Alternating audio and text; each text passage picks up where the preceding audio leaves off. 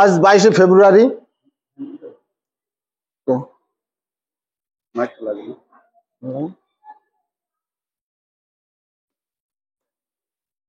ঠিক আছে,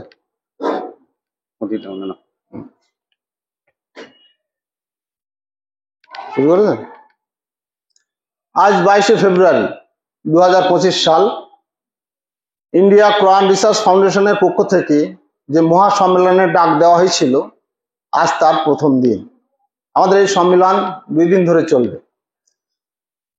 তো এই সম্মেলনে ভারতবর্ষের বিভিন্ন প্রান্ত থেকে আগত মুমিন ও মুমিনা ভাই বোন আপনারা উপস্থিত হয়েছেন। আপনাদের সকলের প্রতি আল্লাহর রহমত ও শান্তি বর্ষিত হোক। সেই সঙ্গে আমাদের আলোচনা দেশ এবং দেশের বাইরে যেসব মুমিন ও মুমিনা ভাই বোন শুনছেন এবং দেখছেন, তাদের সকলের প্রতি আল্লাহর রহমত ও শান্তি বর্ষিত হোক। সম্মানিত আজকের এই মহাসম্মেলনের সভাপতি মহাশয় এবং সম্মানিত উপস্থিতি, আপনারা প্রথমে আমাদের ভাইজান কোরআন তেলাওয়াত করলেন। তিনি যথেষ্ট সুন্দর আলোচনা রেখেছেন। পাশাপাশি আমাদের মাননীয় সভাপতি ময়াম ভাই সাহেব দীর্ঘক্ষণ আপনাদের সঙ্গে আলোচনা রেখেছেন, খুবই সুন্দর বিষয়। রব্বি আউযু বিকা মিন হামাযাতিশ শায়াতিন ওয়া আউযু বিকা রাব্বি ইয়াহদুরুন আনতা মাওলানা ফানসুরনা আলাল কাওমিল কাফিরিন রব্বি জিদনি ইলমা। আলোচ্য বিষয়, আমাদের প্রথমে এজেন্ডা আছে যে আমরা কোরআন প্রচার করব কিভাবে কোরআন প্রচার করব। তো আমরা এখান থেকে সবাই শপথ নেব কোরআন প্রচার কিভাবে করব। বিষয় হচ্ছে, আমরা আল্লাহর কেতাব, নাজিলকৃত কেতাব থেকে যেসব জ্ঞান উপলব্ধি বোধ কম বেশি আমরা পেয়েছি, তা আমরা লক্ষ্য করে দেখেছি যে সালামুন নবী আদম হতে খাতামান নবী পর্যন্ত, সিলমোহরকৃত নবী, শেষ নবী পর্যন্ত যত নবী রসুল পৃথিবীতে কোরআন প্রচার করেছেন, প্রত্যেকটা নবী আক্রান্ত হয়েছে। নবীরা কেউ কাফের ছিলেন, বেঈমান ছিলেন না তো।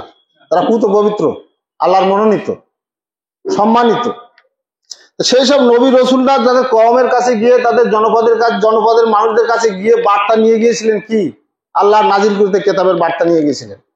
কিন্তু সেই সমাজের মানুষ কি করেছিল? প্রত্যাখ্যান করেছিল। নবীদেরকে পাগল, মাথা খারাপ, জেনে পেয়েছে, ভূতি পেয়েছে, নানাবিধ অপবাদ দিয়ে অপমান করেছিল। এমনকি শুআয়ব আলাইহিস সালাম যখন তার কওমের কাছে গেলেন, হে আমার কওম, হে আমার সম্প্রদায়, তোমরা মালে কম দিও না, ওজনে কম করো না, মালে ভেজাল করো না, মানুষের প্রাপ্য বুঝিয়ে দাও, তোমরা সৎভাবে জীবনযাপন করো, আল্লাহর প্রতি ঈমান আনো, আমি নবী, আমাকে নবুয়ত দান করা আছে, আমাকে আল্লাহ জ্ঞান দান করেছেন, আমাকে মেনে নাও। তোমরা সমাজে বিপর্যয় সৃষ্টি করো না, তোমরা সমাজে মানুষের উপরে খুন সন্ত্রাস করো না, জুলুম করো না, অত্যাচার করো না, তোমরা সালাত কায়েম করো, আল্লাহ নির্দেশিত পথে তোমরা চলো। সে কওমবাসীরা বলেছিল, হে শুআয়ব, তুমি কি আমাদেরকে সালাত শেখাতে এসেছো? আমরা যা করছি, আমাদের বাপদাদা পূর্বপুরুষ থেকে যা পেয়েছি, সে তো নিয়ে আমরা সুখে আছি। আমরা অট্টালিকা প্রাসাদের মালিক, আমরা বলিষ্ঠ, সমাজে পাওয়ারফুল। তুমি কোন শিক্ষা দিতে এসেছো? তোমার সালাত তোমার পকেটে রাখো, তুমি এখান থেকে বেরিয়ে যাও, নইলে আমি তোমাকে পাথর মেরে হত্যা করব। আমরা পাথর মেরে তোমাকে হত্যা করব। এটা শুআয়ব আলাইহিস সালামের ঘটনা। তো এর থেকে আমাদের শিক্ষা নেওয়ার প্রয়োজন আছে। তো আমরা এখন এখান থেকে কোরআন প্রচার করতে গেলে প্রত্যেকের কোরআনের জ্ঞান থাকার দরকার। কোরআনের জ্ঞান যদি না থাকে, আয়াতের জ্ঞান যদি না থাকে, তা আমরা সমাজের কাছে, মানুষের কাছে, জনপদের কাছে কিভাবে আমরা কোরআন প্রচার করবো? তাহলে প্রত্যেকে আমাদের কোরআন অধ্যয়ন করতে হবে, আল্লাহর কেতাব অধ্যয়ন করতে হবে, ছাড় নাই। আপনি তো, আমার তো আজও এখনই মৃত্যু হতে পারে, কাল হতে পারে, 5 বছর পরে হতে পারে। তো আমি কাল আল্লাহর কাছে গিয়ে বলবো যে আল্লাহ, আপনার নাজিলকৃত কেতাব আমি খুলেও দেখিনি, এর থেকে কোনো জ্ঞান অর্জন করিনি। আল্লাহ বলছে, কি হলো? তোমাদের অন্তর কি তালার উপরে তালা পড়ে গেছে? ভাই সাহেব বলছিলেন, আলোচনা করছিলেন, তালার উপরে তালা পড়ে গেছে, তোমরা আমার কেতাব পড়ো না, আমার কেতাব নিয়ে তোমরা গবেষণা করো না? কিন্তু প্রশ্ন, তাহলে আমরা যদি কেতাব না পড়ি, কেতাব গবেষণা না করি, কেতাব থেকে জ্ঞান অর্জন না করি, তা আপনি কি করে আপনার জনপদে গিয়ে, আপনার এলাকায় গিয়ে কোরআন প্রচার করবেন? এখন তো জনপদবাসীরা বলবে আপনি কোরআন প্রচার করতে এসেছেন, কই আপনার সুন্নত কই? কোনো নবীর সুন্নত নাই, মাথায় টুপি নাই, নবীর সুন্নত নাই, জুব্বা নাই, আপনার কথা নেব কেন? প্রথম প্রশ্ন হবে, যার কাছে যাবেন তার প্রশ্ন হবে, তোমার তো নবীর কোনো সুন্নাতই দেখছি, তুমি কি কোরআনের কথা বলতে এসেছো? তুমি তো নিজে মুসলিমই না। আমাকে বলেছে তোমার কথা শোনা যাবে না, তোমার মধ্যে নবীর কোনো আখলাক চরিত্র নাই, নবীর কোনো সুন্নাহ নাই তোমার মধ্যে, তোমার কথা শুনবো কেন? এ প্রশ্ন আপনাকে বলবে, সবাইকে বলবে, যারা যারা যেখানে যাবেন, যে জনপদে যাবেন, যে আত্মীয় স্বজন যাবেন, সে আত্মীয় স্বজন আপনাকে হেও করবে, ক্রিটিসাইজ করবে। তুমি কোরআন শোনাতে এসছো, দাড়ি চাঁচা, কোরআন শোনাতে এসছো, আর এত বড় বড় হুজুর দরবেশ সুই মানুষ মুফতি মাওলানা তারা কোরআন বুঝিনি, তুমি কোরআন ওয়াজে এসছো, উত্তর কি দেবেন? উত্তর তো আপনাকে আর দিতে হবে। কি প্রশ্ন করবেন, কি উত্তর দেবেন সেই জনপদে গিয়ে, সেই মানুষের কাছে গিয়ে? প্রথমে আপনি কোরআন নিজে শিখুন, নিজে বুঝুন, এবং কিভাবে প্রশ্নের উত্তর দিতে হয় সেগুলো শিখুন। ওয়া মা ইয়াতুনাকা বিমা সাল্লিন ইল্লা জিন্নাকা বিল হাক্কি ওয়া হাসানা তাফসিরান, ওরা তোমার নিকট এমন কোনো সমস্যা উপস্থিত করে না যার সঠিক সমাধান এবং সুন্দর ব্যাখ্যা আমি তোমাকে দান করি। কোরআনের মধ্যে যে প্রশ্ন যে অ্যাঙ্গেল থেকে করুক, যেখান থেকে করুক না কেন, সব উত্তর আপনার কাছে আছে, আল্লাহ কেতাবে দিয়ে দিচ্ছে। আপনি যদি গ্রহণ করেন, কেতাব থেকে যদি জ্ঞান অর্জন করেন, তাহলে সে প্রশ্নের উত্তর দিতে পারেন। আপনি জীবনেই বল খেলেননি, তো মাঠে গিয়ে আপনি গিয়ে বল মারবেন, বল মারতে গিয়ে তো আপনি পড়ে যাবেন। বল খেলা প্র্যাকটিসটা করুন, কেতাব থেকে কিছু জ্ঞান অর্জন করতে পারে। কেতাব নিয়মিত, কেতাব ফরজ, কোরআন পড়া ফরজ। সূরা নূরের 24 নম্বর সূরা 1 নম্বর আয়াত আছে। তারপরে আপনার 28 নম্বর সূরা 85 নম্বরেও আল্লাহ কোরআন ফরজ করে দিয়েছেন, অবশ্য পালনীয় করে দিয়েছেন। আছে যে ইন্নাল্লাযী ফারাদা আলাইকাল কুরআনা, কোরআন তোমাদেরকে আপনার অবশ্য পালনীয় করা হয়েছে, কোরআনকে ফরজ করা হয়েছে। তাহলে কোরআন যদি ফরজ হয়, কোরআন যদি আমাদের অবশ্য পালনীয় হয়, তো কোরআন থেকে আমরা দূরে থাকবো কি করে? দূরে থাকুন কোথায়? কোথায় যাবেন? আকিমিস সালাতা লিদুলুকি শামসি ইলা গাসাকিল লাইলি ওয়া কুরআনাল ফাজরি ইন্না কুরআনাল ফাজরি কানা মাসুদা। এই যে ভোরের বেলা যে কোরআন পড়ার যে একটা তালিকা আল্লাহ দিয়েছেন, একটা সাবধান বাণী দিয়েছেন, তা প্রতিদিন অন্তত কোরআনের সঙ্গে, আল্লাহর কিতাবের সঙ্গে সম্পর্ক রাখতে হবে। যদি না রাখতে পারেন তাহলে আপনি মুসলিম বলে বিবেচিত হবেন না। হবেন কি করে? কেতাবের বোধ নিতে হবে, বোধ আল্লাহ দেবে। কেতাবের কাছে আপনাকে আসতে হবে। কেতাব হচ্ছে একটা আলোকিত গুহা, কেতাবকে নূর বলা হয়েছে। নূর, নূর আর মুবিন, সুস্পষ্ট আলো, সুস্পষ্ট জ্যোতি কেতাবকে বলা হয়েছে। যদি আপনি আলোর কাছে না আসেন তাহলে আলো জ্যোতি পাবেন কি করে? আপনার জ্যোতিটা, আপনি তো অন্ধকারের মধ্যে আছেন, অন্ধকারের মধ্যে থাকলে কি আপনি জ্যোতি পাবেন স্যার?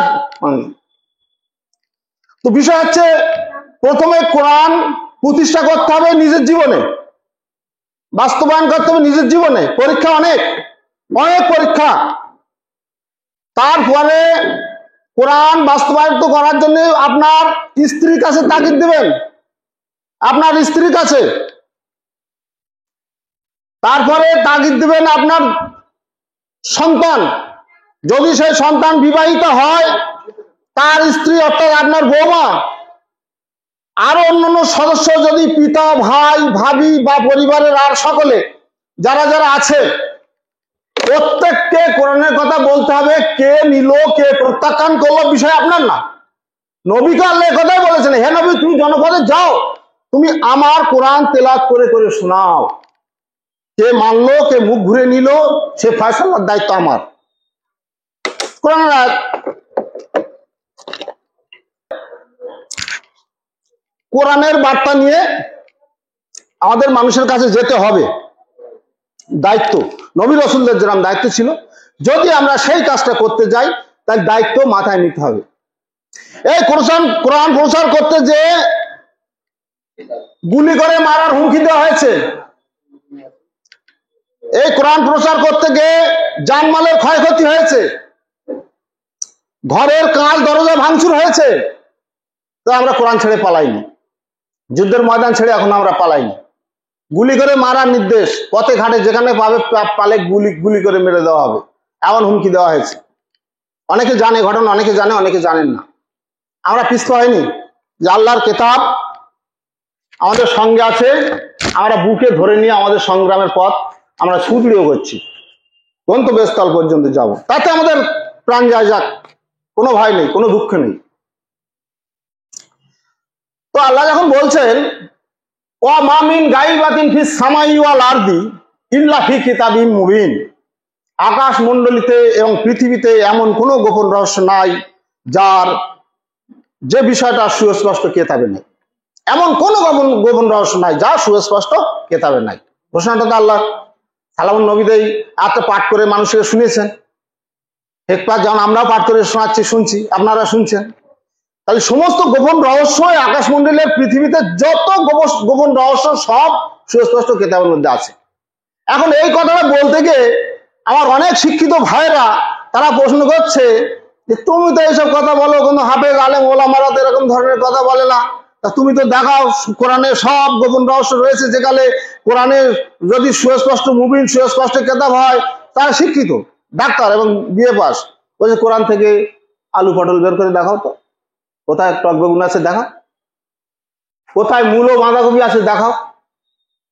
কি আপনি কি উত্তর দেবেন? প্রশ্নের উত্তর কি দেবেন? আছে আপনাদের কাছে প্রশ্নের উত্তর জানা আছে? জানা থাকলে বলুন তো, একটু হাত তোলেন তো। কেউ জানা নেই? জানা নেই। আল্লাহর উত্তর দেননি কেতাবে? কেতাবধারী যারা কেতাব পড়ে তারা নিশ্চয়ই জানে এর উত্তর আল্লাহ কেতাবে আছে, অবশ্যই উত্তর আছে। আল্লাহ যেহেতু ওয়াদা করেছে যে আকাশ মণ্ডলীতে এবং পৃথিবীতে এমন কোন গোপন রহস্য নাই যা সুস্পষ্ট কেতাবে নাই। কিন্তু আপনি একটা মুফতি সাহেবের কাছে যান, বলবে হঠাৎ তোমারও বাণী, কেতাব দেখে জীবন কখনোই চলতে পারে না, কেতাব থেকে জীবন চলতে পারে না। হাদিস ফলো না করলে আপনি কেতাব থেকে কি বুঝতে দেবেন? হাদিস হচ্ছে কোরআনের ব্যাখ্যা। কেন বলে জানেন? ওরা এই কথা বলে কেন? আমি অনেক আলেম মুফতি সাহেবের সঙ্গে বসেছি, অনেক সময় আমাদের এলাকায় আশপাশে 20-30টা গ্রামে যত ইমাম সাহেব আছে ইমাম সাহেবদের সঙ্গে বসেছি দীর্ঘক্ষণ। শেষ বেলা সব উঠে পালায়, প্রশ্নের উত্তর দেয় না, ইমামতি করছে, মাস গেলি 15,000 টাকা মাইনে, 20,000 টাকা মাইনে। এখন এই কোরআনের সত্য গোপন করছে এক দল, এইসব ধর্ম ব্যবসায়ীর দল কোরআনকে গোপন করছে, যেটা কোরআনের ভাষা, কোরআনের বক্তব্য। এবার কথা হচ্ছে যেসব ভাইরা প্রশ্ন করছে কোরআনে টক বেগুন নেই, কোরআনে আপনার ওই চাল কুমড়ো নেই, হ্যান নেই, তার নেই ইত্যাদি, আম জাম কাঁঠাল লিচু কিছু নাই বলছে তো। আল্লাহ কেতাব আয়াত দিচ্ছে যে আমি আকাশ হতে বৃষ্টি বর্ষণ করি, মৃত জমিনকে আমি জিন্দা করি। তা জমিন যে মৃত্যু হয়, তাহলে এটা হিকমত আমরা পেলাম না? জমিনের মৃত্যু হয়, হয়তো মানছেন তো নাকি? জমিনেরও মৃত্যু হয়। আল্লাহ তো দিচ্ছে, ঘোষণা দিচ্ছে যে আমি আকাশ হতে বৃষ্টি বর্ষণ করি আর মৃত জমিনকে আমি জিন্দা করি, তা হতে উদ্গত করি নয়নাভিরাম উদ্ভিদ। পৃথিবীর কোন উদ্ভিদ বাদ গেল? তা হতে উৎপন্ন করি বিভিন্ন প্রকার ফল ফলাদি। কোন ফলটা বাদ গেল? আপনার বাঁধাকপি, আলু, টক বেগুন, ঝাল লঙ্কা, ধনে শাক, এ শাক সে শাক বাদ গেল? এই আপনার ঘাস বাদ গেল? পৃথিবীর যত পাহাড়ে জঙ্গলে বিরাট বিরাট গাছপালা আছে, একটা বাদ গেল? বলেন, একটাও কি বাদ গেল? তাহলে উত্তর তো কোরআনের মধ্যে আছে। আল্লাহ বলছে যে আমি যা কিছু সৃষ্টি করেছি সবের মধ্যে কল্যাণ নিহিত আছে। আমি যা কিছু সৃষ্টি করেছি সবই কল্যাণ নিহিত আছে তার মধ্যে। এখন আল্লাহ কি সৃষ্টি করেনি? তাকান আকাশের দিকে, সবই তো আল্লাহ সৃষ্টি। তাকান জমিনের দিকে, সবই আল্লাহ সৃষ্টি। জঙ্গলের দিকে তাকান, আল্লাহ সৃষ্টি। পাহাড়ের দিকে তাকান, আল্লাহ সৃষ্টি। সমুদ্রের দিকে তাকান, আমরা তো সমুদ্রে এসেছি। সমুদ্রের দিকে তাকান, কে সৃষ্টি করে? সমুদ্রে কোনো হুজুর পীর সাহেব করেছে নাকি? কোনো মুফতি সাহেবের দান নাকি? না কেউ কোনো দোয়া পড়ে দিচ্ছে, সেই দোয়া থু মেরে সাগর হয়ে গেছে? কেন এখন তো আমরা দেখছি অনেক আলেম ওনার ওয়াজ করছে, ফু মেরে সাগর শুকিয়ে যাচ্ছে, আনা সাগর এক লোটা পানি তুলে শুকিয়ে যাচ্ছে, এটা আমরা শুনছি। এই তো সবই তো আল্লাহর সৃষ্টি। সবের মধ্যে যদি কল্যাণ থাকে, তা আপনি বলেন তো দেখে, একটা মশার মধ্যে কি কল্যাণ আছে? মশা কামড়াল তো ম্যালেরিয়া জ্বর হয়, মশা কামড়াল তো ডেঙ্গু হয়, মশায় মরে যাচ্ছে। মশার জন্য শহরের মেয়েরা পালাচ্ছে শহর ছেড়ে, মানে সেখানে আপনার ম্যালেরিয়ার যখন ভাইরাস ছড়িয়ে গেছে, তখন সব মশারি আর দোকানে পাওয়া যায় না, এত মশারি আর এত স্প্রে, এত মুক্ত হচ্ছে। তাহলে মশার মধ্যে কি কল্যাণ আছে?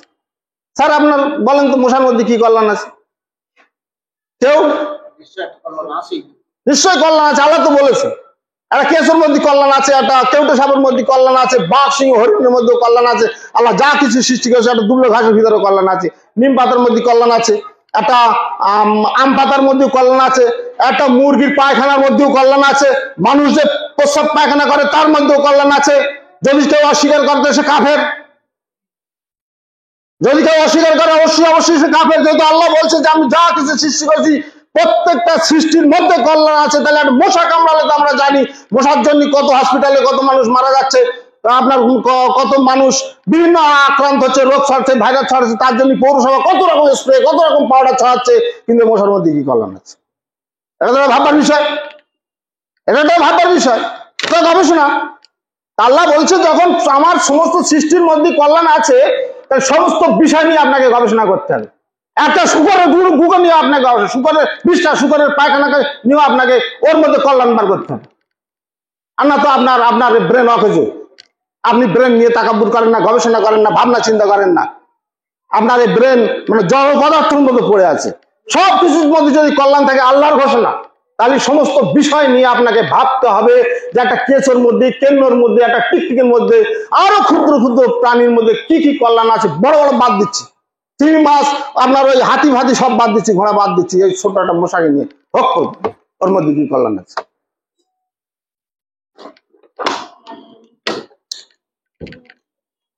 তাহলে আপনারা বিষয়টা মনে হয় কেউ উপলব্ধি করতে পারেননি। সংক্ষিপ্ত ভাবে আমি আলোচনা করি, যেহেতু বেশি সময় আমি নেব না, আমার পরবর্তী আরো ভাইরা রয়েছেন কিছু বলবেন। মশাটা যদি আল্লাহর সৃষ্টি হয়, যদি মানে কি ইয়েস, মশা আল্লাহরই সৃষ্টি। একটা মশাকে কেন্দ্র করে আজকে পৃথিবীতে কয়েক কোটি মানুষের জীবিকার সংস্থান আল্লাহ করে দিয়েছেন। জীবিকাটা মশা, মশাকে কেন্দ্র করে আল্লাহ পাক রব্বুল আলামিন পৃথিবীতে কোটি কোটি মানুষের জীবিকার একটা রাস্তা, রোড তৈরি করে দিয়েছেন। যদি বলেন কিভাবে, একটা প্রশ্ন আসতে পারে কিভাবে। দেখেন, এই মশা যদি না থাকতো তাহলে কয়েল তৈরি করা মেশিনও আবিষ্কার হতো না, কয়েলও হাটে বাজারে বিক্রি হতো না। প্রতিদিনই ভারতবর্ষে মনে হয় কয়েক কোটি টাকার কয়েল বিক্রি হয়। তৈরি করে কারা? ফেরেশতা করেন না, মানুষ করে। যদি মানুষই করে, তার জন্য এত ইন্ডাস্ট্রির প্রয়োজন হয়েছে, কত টেকনোলজির প্রয়োজন হয়েছে, কত মেটেরিয়ালসের প্রয়োজন হচ্ছে। তা তো সে মানুষের দ্বারা আসছে তো, না আকাশ থেকে তো পড়ে না। তাহলে এগুলো তৈরি করতে যে শ্রম মানুষ ব্যবহার করছে, লাখো লাখো কোটি মানুষের জীবিকা আসছে একটা মশাকে কেন্দ্র করে। কত মশারির কারখানা, কত কাঁচি তৈরি হয়েছে, কত সেলাই মেশিন, কত বিজনেসম্যান। মশার তেল যেগুলো ফ্ল্যাগে দেওয়া হয়, সারা পৃথিবীতে কয়েক মানে ছয় না হলো কোটি কোটি মানুষ এই মশাকে কেন্দ্র করে এইসব শিল্পের উপরে নিযুক্ত হয়েছে কিনা। কর্মসংস্থান তৈরি করে কি আপনি? শিল্প কারখানা, কলকারখানা কি আপনার ব্রেন থেকে এসছে? কর্মসংস্থানের জায়গা স্বয়ং সৃষ্টিকর্তা তৈরি করে দেন, কারণ তিনি জানেন যে কোটি কোটি আমার বান্দা বান্দি পৃথিবীতে আমি পাঠাচ্ছি, তারা খাবে কি, তাদের কর্ম জায়গা কি? আমি তো আসমান থেকে ভাত চাল ফেলে দেবো না, তাহলে তাদের কর্মসংস্থানের প্রয়োজন আছে। তার জন্য আল্লাহ অগ্রিম জীবিকা করে দিয়েছে। আদম আলাইহিস সালাম বলেছে, আদম তুমি পৃথিবীতে যাও, তোমার জন্য জীবিকার ব্যবস্থা আছে। আদমকে পাঠানোর আগে আল্লাহ বলছে তোমার জন্য জীবিকার ব্যবস্থা আমি করে দিয়েছি, তুমি যাও, সেখান থেকে আহার সংগ্রহ করে খাও, দাও, পান করো, তবে তোমার কাছে হুদা যাবে। হ্যাঁ আদম, তোমার কাছে হুদা যাবে, পথ নির্দেশিকা যাবে। এই পদ নির্দেশিকা নিয়ে তুমি চলবে। তুমি যদি আমার এই পথ নির্দেশিকা, আমার হুকুম, আমার বিধান, আমার সুন্নাহর বেখেলাপ করো, তাহলে তোমার নবুয়ত থাকবে না, তোমার নবুয়ত আমি রাখবো না। ঠিক তেমনি প্রত্যেকটা নবীর কাছে আল্লাহ সুন্নাহ এসেছে। সুন্নাহ আল্লাহ, এই টুপি দাড়ি জুব্বা এসব মানুষের সুন্নাহ না, এসব মানুষের তৈরি করেছে। এসব সুন্নাহ কোরআনে কোথাও নাই। সুন্নাহ আছে সুন্নাতুল্লাহ, সুন্নাহ হবে আল্লাহ। কোন নবীর সুন্নাহ নাই, কোন পীর সাহেব, হুজুর, মাওলানা, মুফতি সাহেবের সুন্নাহ নাই। যদি বলে হ্যাঁ সুন্নাহ নবী, তারা কোরআনই পড়ে না, কোরআনের আয়াতই জানে না, কোরআন সম্পর্কে জ্ঞানই নাই। তারা কোরআন সম্পর্কে কোনো তাকাব্বুর করে না, গবেষণা করে না। তারা সব এই সমাজে আপনি যাবেন, এই প্রথমেই তো আমি ওই কথাটা আলোচনা করেছিলাম, যখনই আপনি জনপদে যাবেন বলে তোমার সুন্নাহ কই, দাড়ি কই, জুব্বা কই, টুপি কই। সালামুন নবী আহমদ, যেটাকে আপনার নবী মোহাম্মদ বলছেন, সালামুন নবী আহমদ, তিনি যখন জন্মেছিলেন, বড় হয়েছিলেন, নবুয়ত দেওয়ার পূর্বে তার জনপদের যে কওমে তিনি বাস করতেন, সেই সব কাফের মুশরিকরা যারা ছিল, তার গোত্রের যারা ছিল, তাদের কি দাড়ি ছিল না? তাদের কি দাড়ি ছিল না? তো নবুয়ত পাওয়ার পরে রাসূলুল্লাহকে বিধান দিয়েছেন, হ্যাঁ আমার জনপদবাসী কমবাসী এত এত বড় দাড়ি রাখতে হবে, না তো তোমরা মুসলমান থেকে খারিজ হয়ে যাবে, তোমরা মুসলিম থাকতে পারবে না। এ কথা বলেছে। কাউকে কি ইসলাম কবুল করার সময় এ ঘোষণা দেওয়া হয়েছে যে তুমি ইসলাম কবুল করতে হলে আগে তোমার এই জুব্বা করতে হবে, টাকনুর উপরে কাপড় ধরতে হবে, তোমাকে এত বড় দাড়ি রাখতে হবে? কি সমস্যা কি?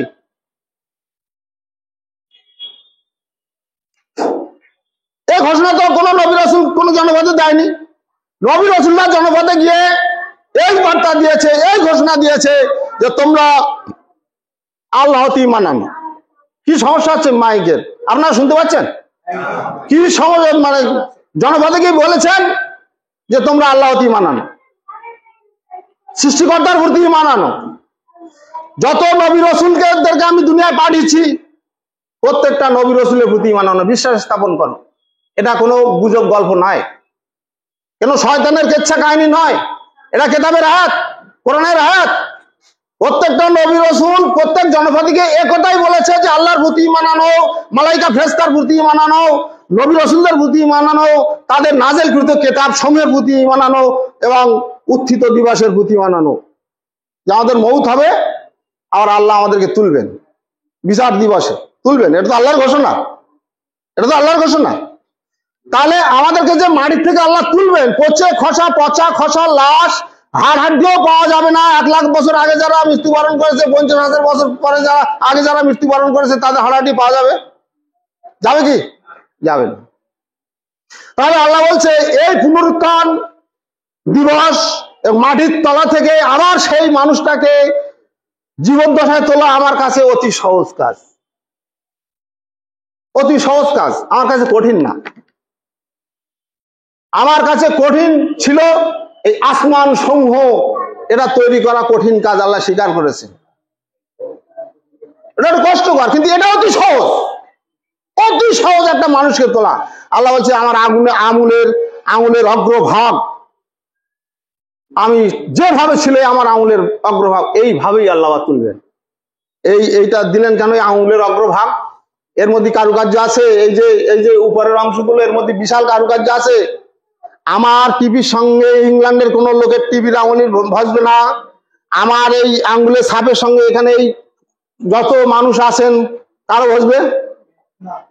তাহলে এটা আল্লাহ কত বড় সায়েন্টিস্ট, কত বড় সায়েন্টিস্ট, কত বড় বিজ্ঞানী, কত মহান, কত পবিত্র তিনি, যে আঙুলের অগ্রভাগ পৃথিবীর হাজারো কোটি মানুষের সব আলাদা আলাদা আলাদা আলাদা আলাদা।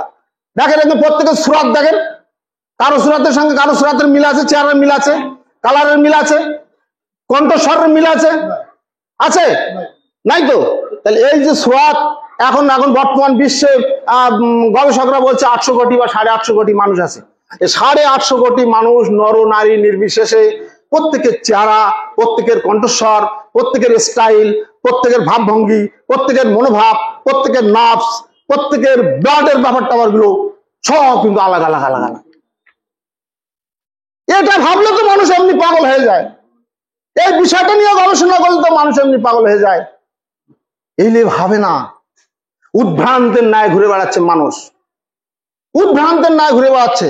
আল্লাহ বলছে ঘুরতে দাও, ওরা ঘুরতে দাও। যারা দুনিয়া নিয়ে গাড়ি চাই, বাড়ি চাই, অট্টালিকা চাই, প্রাসাদ চাই, আমি দেবো তাকে, কিন্তু তার জন্য আখেরাত থাকবে ফাঁকা।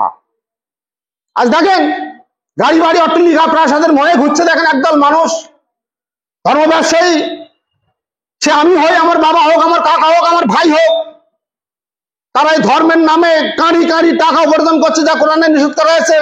সালামান নবীদের প্রত্যেক নবীকে হুঁশিয়ারি দিচ্ছেন আল্লাহ যে তোমরা আমার কোরআনের বাইরে কোন রকম মসলা মাসাইল বিধান দিতে পারবে না, এবং তোমরা দুনিয়াতে কোনো হাদিয়া নজরানা গ্রহণ করতে পারবে না ইসলাম প্রচার করতে গিয়ে। আপনারা বাড়ি বাড়ি গিয়ে 5টি স্বজনের বাড়ি যাবেন, পাড়ায় যাবেন, কোথাও যাবেন, কোরআনের 5টা আয়াত বলবেন কি আমার 5 কেজি চাল দাও? নবী রাসূলরা তো কাজ করেননি, তা করছে কারা এখন জমানায়? তারা কোরআন পড়েনি, তারা কি কোরআনের আয়াত জানে না? যে নবী রাসূলরা যে কাজ করেননি, আমরা তাবিজ লিখে 10,000 টাকা নিচ্ছি, 3-4টে ওয়ার্ড লিখে 4,000 টাকা নিচ্ছি, 10,000 টাকা নিচ্ছি, আবার এসব ওয়াজ নসিহত করে টাকা নিচ্ছি। এটা সত্য ঘটনা, এটা এরকম গীবত পরনিন্দা করার চেষ্টা নয়, এটা হচ্ছে তো। তাহলে তারা কি করছে? তারা আরো চাই সম্মান, আরো চাই অর্থ, আরো এসি, গাড়ি বাড়ি, অট্টালিকা প্রাসাদ চাই। তাদের জন্য আল্লাহ বলছে জাহান্নাম অবধারিত, তাদের জন্য জাহান্নাম বরাদ্দ হয়ে গেছে। আল্লাহ বলছে ওদেরকে স্তূপীকরণ করা হবে, স্তূপ সাজানো হবে, টাল টাল, লাখ লাখ, কোটি কোটি ধর্ম ব্যবসায়ীদেরকে স্তূপ করবেন আল্লাহ। তারপরে ফেরেশতাদের বলবেন 4 কোণা ধরে জাহান্নামের আগুনে এইভাবে নিক্ষেপ করো। সূরা বাকারা 74 পড়বেন, সূরা বাকারা 79 পড়বেন, দেখবেন এসব বিষয়গুলো দেখবেন। কোথায় যাবেন? এখন এখানে এসেছি, আমি আলোচনা করছি, আমি কি এখানে এই সভা, এই সম্মেলনের যারা কর্ণধার রয়েছে, যারা আছে, তাদের কি বলবো আমার এই বক্তব্য রাখার জন্য 5,000 দিন? বরং এখানেও আমার 1200 টাকা চাঁদা, আর এক্সট্রা আলাদা গাড়ি ভাড়া, আপনাদেরও তাই। তাহলে নেওয়া যাবে না। এখানে যদি 1 মাস ধরেও কোরআন প্রচার করা হয়, কোরআনের কথা আলাপ আলোচনা করা হয়, 1টি পয়সা নেওয়া যাবে না। নিচ্ছে তো একদল মানুষ, এই যাদের হাতে ইসলামের ঝান্ডা। তাকান ভারত বাংলাদেশের দিকে, তাকান কি করছে তারা। কিন্তু ব্যাপার হচ্ছে, আমাদের মূল উদ্দেশ্য হচ্ছে আমাদের কোরআন প্রচার করা। কিভাবে করব, নবী রাসূলরা করতে গিয়ে তারা কি বাধা বিপত্তির সম্মুখীন হয়েছে আলোচনা হলো। আপনার ক্ষেত্রেও তাই হবে। আপনাকে বিভিন্ন ভাবে বিভিন্ন অ্যাঙ্গেল থেকে প্রশ্ন আসতে পারে। আমাকে যেমন প্রশ্ন করেছিল, টক বেগুন কোথায় আছে কোরআনে দেখাও, মান কসু কোথায় লেখা রয়েছে দেখাও। তখন আমিও তো ঘাবড়ে গিয়েছিলাম। আমি তাই সর্বনাশ, টক বেগুন কি বলে, আমার তো মাথা খারাপ হয়ে গেছে। তাহলে হয়তো প্রশ্ন আছে কেতাবের মধ্যে, যে সেসব যদি জানা না থাকে তা আপনি যাবেন কি করে? আর বিষয় হচ্ছে আমাদের এর প্রধান এজেন্ডাই ছিল কি, কোরআনের আলোচনা, তাই তো? কোরআন ভিত্তিক শিক্ষা ব্যবস্থাটা রাত্রে মনে হবে, কোরআন প্রচার কিভাবে হবে, এটা হচ্ছে মূল গবেষণা। কিন্তু আরো অনেক বিষয় আলোচনা করার ছিল, সাবজেক্ট ছিল, তা সে সাবজেক্ট এখানে আলোচনা করতে দেবে না। এখন বিষয় হচ্ছে, তাহলে আমরা কোরআন প্রচার করব। তাহলে প্রথমে করব আমার স্ত্রীর কাছে যাব, সে কতটা শোনে, বোঝে, মানে। এখন স্ত্রী তো জেনে এসে বাপের বাড়ির থেকে কোরআন পড়লি অক্ষরে করে 10টা করে সব। কখন পড়তে হয়? সে শবে বরাতের দিন পড়তে হয়, শবে বরাতের আগে পড়তে হয়। এটা তো সে বাপ দাদার থেকে পেয়েছে। তা কোরআন পড়ে যে অক্ষরে করে 10টা করে সব, এ কথা তো আল্লাহ বলিনি, নবী রাসূলরাও বলিনি। আল্লাহ বলেছে যে তোমরা কোরআন বুঝে বুঝে পড়ো, কোরআন বুঝে বুঝে পড়ো, ধীরে ধীরে পড়ো, স্পষ্ট ভাবে পড়ো, এবং কোরআন মোতাবেক তোমার জীবন গঠন করো। এটা তো জীবন বিধান, কেতাবটা তো জীবন বিধান। তাহলে এই কেতাব পড়ে আমাকে অধ্যয়ন করতে হবে। কেতাবে যেভাবে আইন বিধি বিধান দিয়েছেন, সেটা হচ্ছে আকিমিস সালাত, সেটা হচ্ছে আকিমিস সালাত। কোরআনের প্রত্যেকটা আইন, প্রত্যেকটা বিধান নিজের জীবনে প্রতিষ্ঠা করা, বাস্তবায়ন করার নামই হচ্ছে আকিমিস সালাত। বুঝা গেল? এখন কোরআন বলছে তোমরা পিতা মাতার খেদমত করো, এত কোরআনের আইন, এত কোরআনের বিধান। আপনি কি করবেন? পিতা মাতা বুড়ো হয়ে গেলে কি আপনি ঠ্যাং ধরে ঘরের বাইরে বার করে দেবেন? তা তো পারবেন না। কোরআন বলছে পিতা মাতার খেদমত করো, তাদের ব্যাপারে উফ শব্দটা ব্যবহার করো না। পিতা এখানে পায়খানা করেছে, দুর্গন্ধ আসছে, মা বিছানায় নোংরা করে ফেলেছে, দুর্গন্ধ আসছে। এখন মা বিরক্তি বোধ করছে, পিতা চিল্লাচ্ছে, যন্ত্রণায় কাতরাচ্ছে। আপনি এখানে বসে বন্ধুকে নিয়ে কি নিজের স্ত্রীকে নিয়ে কথা বলছেন, উফ বাপের জ্বালা, এখানে একটা কথা বলেও শান্তি নেই, গন্ধ নাক রাখা যায় না। এই উফ শব্দটা ব্যবহার করতে পারবেন না।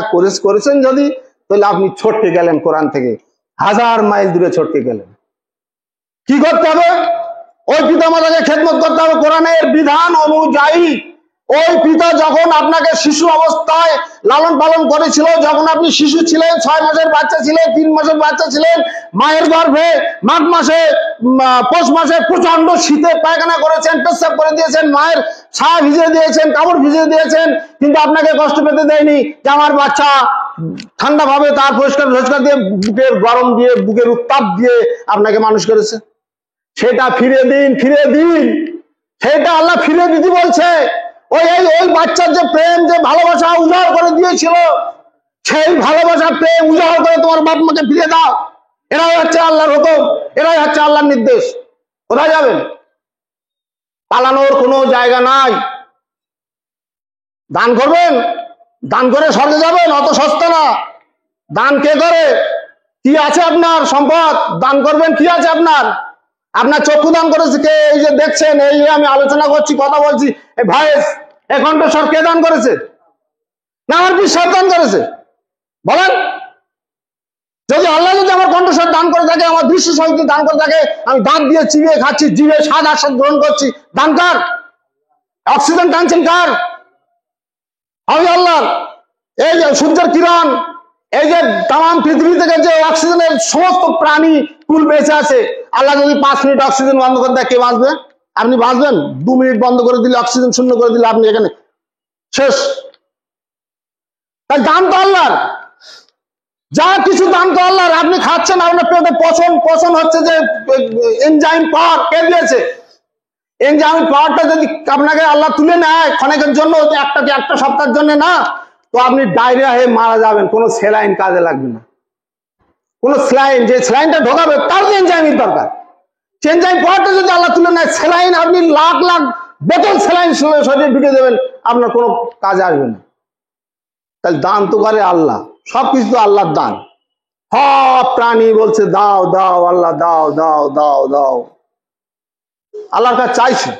রাজা বাদশাহরাও হাত তুলেছে। সম্রাট শাহজাহান বাদশাহ ভারতবর্ষের এত বড় একটা মসজিদ তৈরি করেছে, জামা মসজিদ, সেখানেও বসে হাও হাও করে চোখের পানি কাঁদছে, আল্লাহ দাও দাও দাও। তাহলে আপনি দান করেন বলে ঘোষণা দেন, আপনার কি আছে দান করার? যদি বলেন যে কেন আমি ধান চাল টাকা পয়সা দান করি, দান তো আল্লাহ আপনাকে দিয়েছে, দান তো আল্লাহ করেছে। আপনাকে বরং খরচ করতে বলেছে, ব্যয় করতে বলেছে। তাই দান করেছি দান করেছি দান করেছি কথা বলবেন না। ব্যয় করুন, আল্লাহর রাস্তায় ব্যয় করুন। কি সময় শেষ?